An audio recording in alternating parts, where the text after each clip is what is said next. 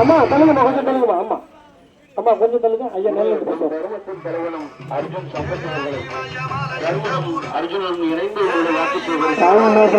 தங்கமான தலைவன், இந்த போற்றும் தங்கமான தலைவன் எங்கள் வீட்டு பிள்ளையா ஓட்டு செய்யறவர்கள் வளாட்டுல சின்னத்திலே வாக்கு செய்யிருக்கார். 3 பேரங்கள் சிந்தித்து சரி வாக்கு செய்யிருக்கின்றார். உங்கள் வீட்டு பிள்ளையா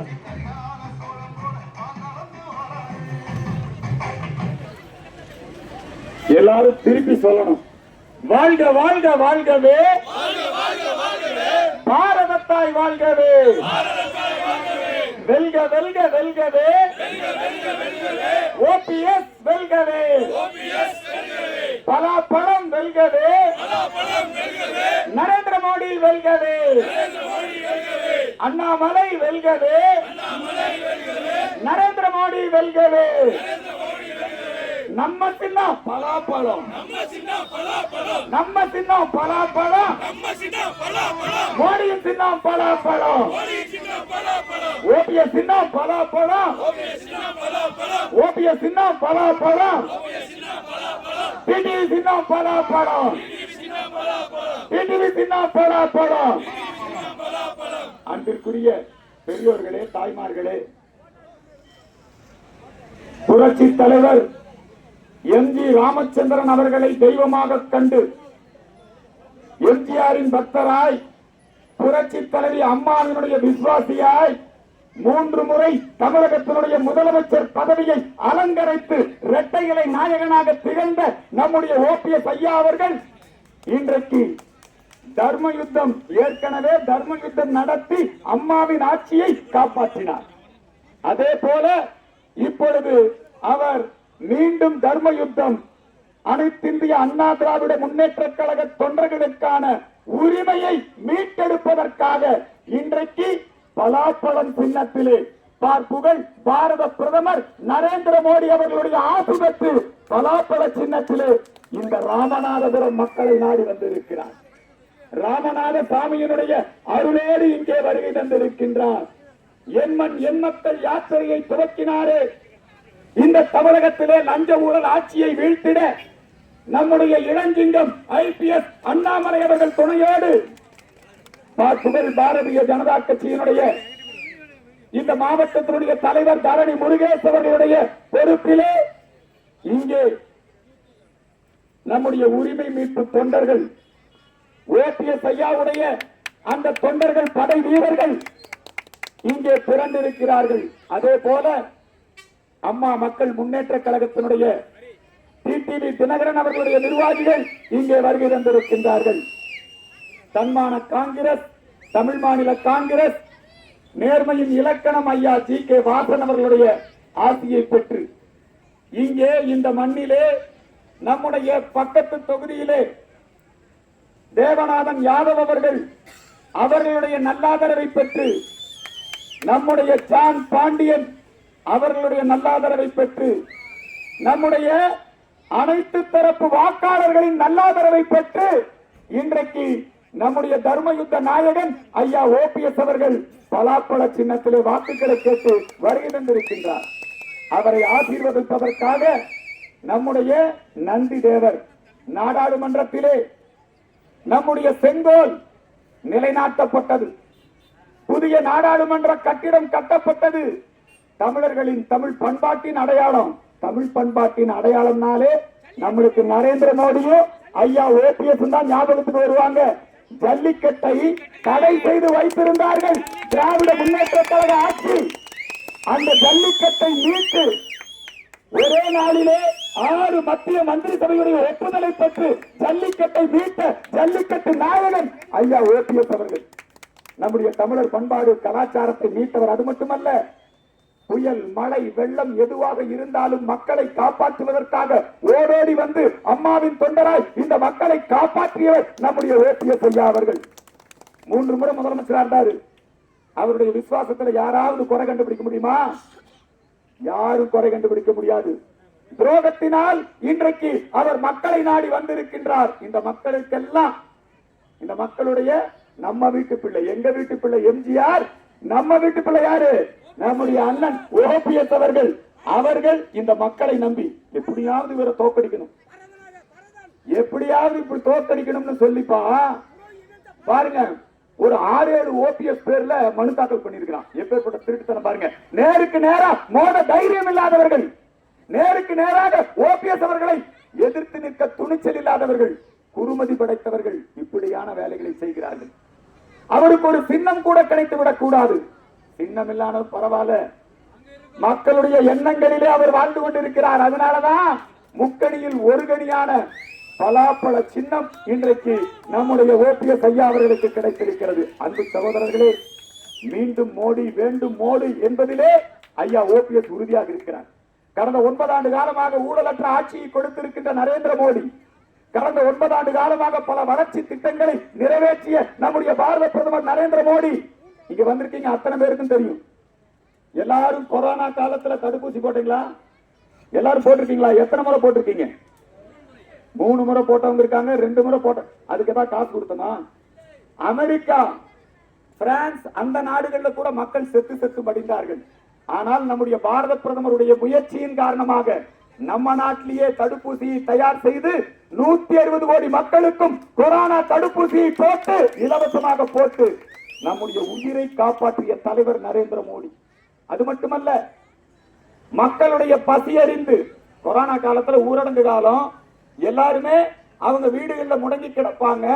ஆகவே அவர்களுக்கு உணவு கொடுக்க வேண்டும் என்பதற்காக கொரோனா காலம் தொட்டு இந்த நிமிடம் வரை, இன்றைய நிலை வரை மக்களுக்கு உணவு தானியங்களை ரேஷன் கடைகள் மூலமாக இலவசமாக வழங்கி வருபவர் நம்முடைய பாரத பிரதமர் நரேந்திர மோடி. அது மட்டுமல்ல, நம்முடைய தமிழக கிராமங்களிலே குடிநீர் பிரச்சனை அதை தீர்க்க வேண்டும் என்பதற்காக ஜலஜீவன் திட்டத்தின் மூலமாக இன்றைக்கு தமிழகத்தில் இருக்கக்கூடிய கிராமங்களுக்கெல்லாம் ஜலஜீவன் திட்டத்தின் மூலமாக தூய்மையான குடிநீரை வழங்குவதற்கு ஏற்கனவே 17 லட்சம் பேர் பணம் நடந்திருக்கார்கள். இனி வருங்காலத்திலே இன்னும் எல்லா கிராமங்களுக்கும் குடிநீர் கொடுப்பதற்கு திட்டமிட்டு வேலை செய்து கொண்டிருக்கிறார். மோடி குடிநீர் கொடுக்கிறார். ஆனால் நம்முடைய திராவிட மாடல் மு.க. ஸ்டாலின் என்ன கொடுக்கிறாரு? சாராயம் கொடுக்கிறார். அதான் திராவிட மாடல் இல்லையா? சாராயத்தை எப்படியெல்லாம் மக்களுக்கு கொடுத்து குடிகாரராக்கலாம். சாராயத்தை பாட்டில் விற்கலாமா, பேக்கெட்ல விற்கலாமா இல்லையா? ஏடிஎம் மிஷின்ல விற்கலாமா இல்லைங்களா? கல்யாண வீட்டுல விற்கலாமா? இப்படிப்பட்ட ஒரு மோசமான ஒரு ஆட்சி, சட்டம் ஒழுங்கு சீர்குலைந்த ஆட்சி, புரட்சி தலைவி அம்மா அவர்கள் ஆட்சியில ரவுடிகள், நரேந்திர மோடியுடைய ஆட்சியில, யோகி ஆதித்யநாத் ஆட்சியில ரவுடிகள் தலைகாட்ட முடியுமா? ரவுடிகள் தலைகாட்ட முடியாது. நம்முடைய இந்த தமிழ்நாட்டிற்கும் ஒரு நல்லாட்சி வர வேண்டும், ஒரு அரசியல் மாற்றம் வர வேண்டும். நம்முடைய நரேந்திர மோடி அவர்கள் இன்றைக்கு மக்களுக்கு கேரண்டி கொடுக்கிறார். 3வது முறையா வந்தா நம்ம என்ன பண்ணுவோம்? 3வது முறையா வந்தா என்ன பண்ணுவோம்? மோடி சொல்றார், இப்ப நம்மளுக்கு எல்லாம் கரண்ட் பில் எவ்வளவு? ஆட்சிக்கு வருகின்ற பொழுது நம்முடைய மு.க. ஸ்டாலின் என்ன சொல்லி ஆட்சிக்கு வந்தார்? வந்தா கரண்ட் பில்ல குறைப்பேன், மின் கட்டணத்தை ரத்து செய்வேன், போராட்டம் நடத்தினாரு. இன்றைக்கு நம்முடைய நரேந்திர மோடி இந்த பிரச்சனைக்கு தீர்வு கண்டிருக்கிறார். 3வது முறையாக மோடி ஆட்சி பொறுப்பிற்கு வந்தால், அன்பு சகோதரிகளே, அன்பு சொந்தங்களே, வாக்காளர் பெருங்குடி மக்களே, உங்கள் அனைவருக்கும் மின்சார கட்டணம் இருக்காது. தேவையான மின்சாரத்தை நாமளே உற்பத்தி செய்து கொள்ளலாம். நமது வீட்டு கூரைகளின் மீது மின் தகடுகளை அமைத்து அந்த மின் தகடுகள் அமைப்பதற்கு மோடியே மானியம் வழங்குகிறார். எப்படி எல்லோருக்கும் வீடு கட்டி கொடுத்தார் மோடி, அனைவருக்கும் வீடு திட்டம். தமிழ்நாட்டில் மட்டும் 17 லட்சம் வீடுகள் நரேந்திர மோடியால் கட்டி கொடுக்கப்பட்டிருக்கிறது. அதுபோல மின்சார பிரச்சனைக்கு தீர்வு. பெட்ரோல் டீசல் விலை அது குறைக்கப்பட வேண்டும். அதுக்கு என்ன தீர்வு? பெட்ரோல் அந்த எரிபொருளிலே எத்தனால், எத்தனால் எங்கிருந்து கிடைக்குது? கரும்பிலிருந்து கிடைக்குது, அரிசியிலிருந்து கிடைக்குது, கோதுமையிலிருந்து கிடைக்குது. அந்த எத்தனால் அந்த எரிபொருளை 1/2 லிட்டர் 50% வரை, 30% வரை, 20% வரை நாம் அதிலே கலந்து விட்டா நமக்கு பெட்ரோல் டீசல் செலவு மிச்சம். அப்படியான ஒரு நல்ல திட்டத்தை நம்முடைய பாரத பிரதமர் நரேந்திர மோடி இன்றைக்கு உருவாக்கி இருக்கிறார். அடுத்த முறை ஆட்சிக்கு வந்தா நம்முடைய நாட்டினுடைய பல பகுதிகள் இன்றைக்கு மற்ற நாட்டுக்கு திமுக காரன் தார வந்துட்டான். கச்சத்தீவு, அந்த கச்சத்தீவு, அச்சத்தீவு, சொச்சத்தீவு, அந்த மிச்சத்தீவு எனக்கு தேவையில்லை என்று சொல்லி கருணாநிதி கச்சத்தீவை கொடுத்து விட்டார்கள். நம்முடைய மீனவர்கள் பாதிக்கப்படுகிறார்கள். அந்த கச்சத்தீவை மீட்பதற்கும், ஆக்கிரமிக்கப்பட்ட காஷ்மீரை மீட்பதற்கும் நம்முடைய அச்சை சீனா நம்மளை ஆக்கிரமிச்சிருக்கான். அதை மீட்பதற்கும் நரேந்திர மோடி ஏற்பாடு செய்கிறார். பொருளாதார வல்லரசாக இந்த நாடு மாறுவதற்கு இன்னைக்கு 3வது இடத்துல இருக்கு. 5வது இடத்துல இருந்துட்டு 9 ஆண்டு கால மோடியினுடைய ஆட்சியில 3வது இடத்துக்கு வந்திருக்கோம். இனி அடுத்து நம்முடைய ஓபிஎஸ் அண்ணன் நம்முடைய மக்களவையை அலங்கரிக்கின்ற பொழுது, நம்முடைய பாரத பிரதமர் நரேந்திர மோடி 3வது முறையாக ஆட்சியை அமைக்கின்ற பொழுது, நம்முடைய பாரதம் உலக பொருளாதாரத்திலே வல்லரசு நாடாக நல்லரசு நாடாக மாறும். நாம் அதுக்கெல்லாம் நரேந்திர மோடிக்காக ஓட்டு போறோம். வரக்கூடிய 19ஆம் தேதி அன்னை மீனாட்சி அம்மன் திருக்கோயிலே சித்திரை விழா நடந்து கொண்டிருக்கிறது. அண்ணாச்சி 19ஆம் தேதி அன்னை மீனாட்சிக்கு செங்கோல் கொடுக்குறாங்க. அன்னை மீனாட்சி ஆட்சி பொறுப்பேற்றுக்கிறாங்க. நம்ம நாட்டில் யாருடைய ஆட்சி நிரந்தரம்? அன்னை மீனாட்சியுடைய ஆட்சி தான் நிரந்தரம். நம்முடைய அன்னை மீனாட்சி கையில செங்கோல் கொடுக்கும் போது இங்க இருக்கிற நாம எல்லாரும் என்ன பண்ணணும்? காலையிலேயே வாக்குச்சாவடிக்கு போயிடணும். நாம காலையிலேயே வாக்குச்சாவடிக்கு போய் பல குழப்பத்தை அந்த வாக்குச்சீட்டுல அந்த மிஷின்ல ஏதாவது பண்ணிருப்பான். அதை பத்தி எல்லாம் கவலைப்படாதீங்க. பலாப்பழ சின்னம் எங்க தேடணும்? என்ன சின்னம் தேடணும்? அந்த பலாப்பழ சின்னத்துல வாக்களித்தால் நீங்கள் நரேந்திர மோடிக்கு வாக்களிப்பீர்கள். நம்முடைய அன்னை மீனாட்சி அம்மன் கையிலே செங்கோல் இருக்கின்ற பொழுது நம்முடைய பாரத பிரதமர் நரேந்திர மோடி 3வது முறையாக பொறுப்பெடுப்பதற்கு நீங்கள் அனைவரும் நீங்கள் பலாப்பழ சின்னத்திலே வாக்களிக்க வேண்டும். பேசுவதற்கு நிறைய விஷயங்கள் இருக்கிறது.